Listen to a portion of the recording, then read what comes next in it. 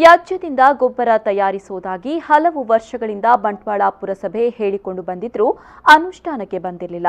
ಇದೇ ಮೊದಲ ಬಾರಿಗೆ ಕೊಳೆಯುವ ಹಸಿ ತ್ಯಾಜ್ಯಗಳನ್ನು ಬಳಸಿ ಗೊಬ್ಬರ ತಯಾರಿಸುವ ಪ್ರಾಯೋಗಿಕ ಪ್ರಯತ್ನಕ್ಕೆ ಮುನ್ನುಡಿ ಬರೆಯಲಾಗಿದೆ. ಬಂಟ್ವಾಳ ಪುರಸಭೆಯ ಮುಖ್ಯಾಧಿಕಾರಿ ಲೀನಾ ಬ್ರಿಟೋ ಅವರ ಸೂಚನೆ ಹಾಗೂ ಮಾರ್ಗದರ್ಶನದಲ್ಲಿ ಪುರಸಭೆಯ ಪೌರ ಕಾರ್ಮಿಕರು ಸ್ವತಃ ಆಸಕ್ತಿಯಿಂದ ಗೊಬ್ಬರ ತಯಾರಿ ಕಾರ್ಯದಲ್ಲಿ ತೊಡಗಿಸಿಕೊಂಡಿದ್ದಾರೆ.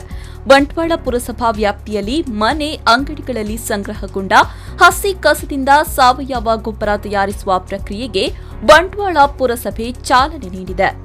ಕಸ ವಿಲೇವಾರಿಗೆ ಬಂಟ್ವಾಳ ಪುರಸಭೆ ಅವಿರತವಾಗಿ ಶ್ರಮಿಸ್ತಾ ಇದ್ರೂ ಕೆಲ ಭಾಗಗಳಲ್ಲಿ ಜನರ ಅನಾಗರಿಕ ಪ್ರವೃತ್ತಿಯಿಂದಾಗಿ ರಸ್ತೆ ಬದಿಗಳಲ್ಲಿ ಕಸದ ರಾಶಿ ಕಂಡುಬರ್ತಾ ಇದೆ. ಸಾರ್ವಜನಿಕ ಸ್ಥಳದಲ್ಲಿ ಕಸ ಎಸೆಯಬಾರದು ಎನ್ನುವ ಸೂಚನಾ ಫಲಕದ ಬಳಿಯೇ ಕಸ ಎಸೆಯುವ ಅವಿದ್ಯಾವಂತರು ಹೆಚ್ಚಿನ ಸಂಖ್ಯೆಯಲ್ಲಿದ್ದಾರೆ. ಮನೆಗಳಲ್ಲಿ ಸಂಗ್ರಹವಾಗುವ ಕಸವನ್ನ ಎಲ್ಲೆಂದರಲ್ಲಿ ಬಿಸಾಡಿ ಅನಾಗರಿಕರೆನ್ನಿಸಿಕೊಳ್ಳುವ ಬದಲು ಹಸಿ ಕಸ ಹಾಗೂ ಒಣ ಕಸವನ್ನ ಪ್ರತ್ಯೇಕಿಸಿ ನೀಡಿದ್ದಲ್ಲಿ ಪುರಸಭೆಯ ಪೌರ ಕಾರ್ಮಿಕರಿಗೂ ಶ್ರಮದ ಉಳಿತಾಯವಾಗಲಿದೆ. ಹಸಿ ತ್ಯಾಜ್ಯ ಬಳಸಿ ಗೊಬ್ಬರ ತಯಾರಿಸುವ ಪುರಸಭೆಯ ಪ್ರಯತ್ನಕ್ಕೂ ಸಹಕಾರವಾಗಲಿದೆ. ಸಂದೀಪ್ ಸಾಲ್ಯಾನ್, ವಿ4 ನ್ಯೂಸ್ 24/7 ಬಂಟ್ವಾಳ.